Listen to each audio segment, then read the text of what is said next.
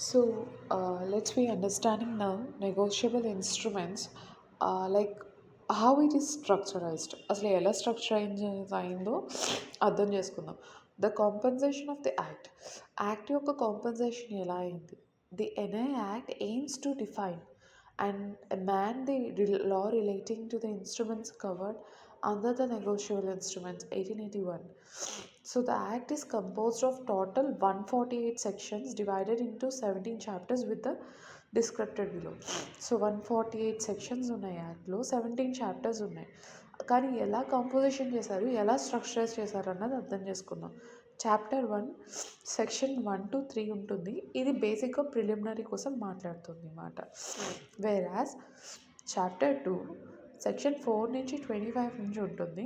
ఈ చాప్టర్ ఎస్పెషల్గా notes and bills and cheques కోసం మాట్లాడుతుంది.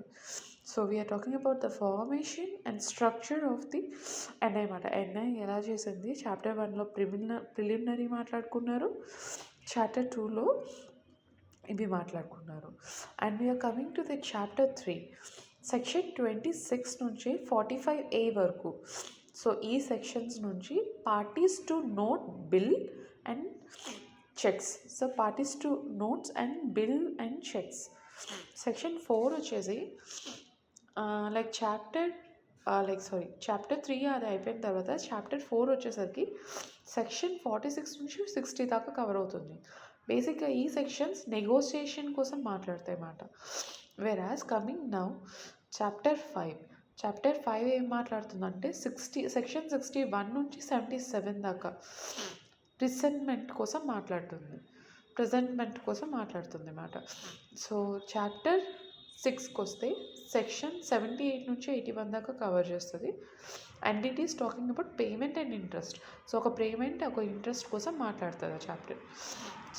7th చాప్టర్కి వచ్చేసరికి ఇట్స్ టాకింగ్ 7th చాప్టర్ ఏం కవర్ చేస్తుందంటే సెక్షన్స్ 82 నుంచి 90 వరకు కవర్ చేస్తుంది. And discharge from the liability of notes and promissory notes, bill of exchanges and cheques కోసం మాట్లాడుతుంది. Later on coming to the chapter 8లో సెక్షన్ 91 నుండి 98 దాకా. చాప్టర్ 8లో సెక్షన్ 91 నుంచి 98 దాకా నోటీస్ ఆఫ్ చెక్ డిస్హానర్ కోసం మాట్లాడుతుంది అన్నమాట. సో కమింగ్ ఫార్వర్డ్ 9th చాప్టర్లో సెక్షన్ 99 నుంచి 104A వరకు నథింగ్ అండ్ ప్రొటెస్ట్ కోసం మాట్లాడుతుంది. యాజ్ వెల్ 10th చాప్టర్లో సెక్షన్ 105 నుంచి 107 దాకా రీజనబుల్నెస్ కోసం మాట్లాడుతుంది అన్నమాట. And next coming to 11th చాప్టర్లో వచ్చేసరికి సెక్షన్ 108 నుంచి 116 దాకా acceptancy and payment for honour and difference in the case of needed కోసం మాట్లాడుతుంది. అండ్ చాప్టర్ 12లోకి వస్తే సెక్షన్ 117 ఒక్కటినే కవర్ చేస్తుంది. 117లో కాంపెన్సేషన్ కోసం మాట్లాడుతుంది. చాప్టర్ 13లో మనకి పర్టికులర్గా సెక్షన్స్ 118 అండ్ 122 కవర్ అవుతాయి.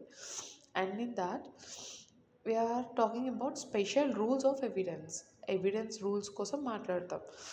అండ్ 14 వచ్చేసరికి చాప్టర్ సెక్షన్ 123 నుంచి 131A వరకు కవర్ అవుతాయి. అండ్ క్రాస్డ్ చెక్స్ కోసం మాట్లాడతాడు.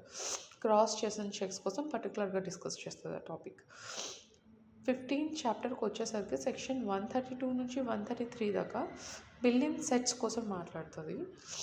And whereas coming to chapter 16 section 134 నుంచి 137 దాకా ఇంటర్నేషనల్ లా కోసం, పర్టికులర్ ఇంటర్నేషనల్ లా ట్రాన్సాక్షన్స్ కోసం మాట్లాడుతుంది.